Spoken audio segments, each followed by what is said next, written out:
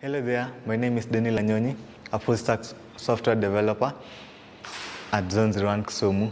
Over the past year at Zone 01 Kisumu, I've been able to interact with a couple of interesting technologies such as Golang for backend services, JavaScript and Next.js for building interactive front-end pages, databases such as SQLite for the management of data.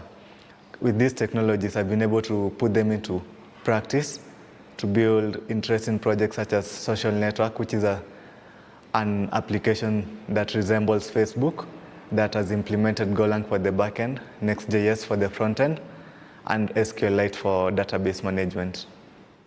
I've also been able to collaborate with my fellow peers to come up with a web application called ShambaShare. ShambaShare is an application that connects farmers with landowners to smoothen the process of land leasing.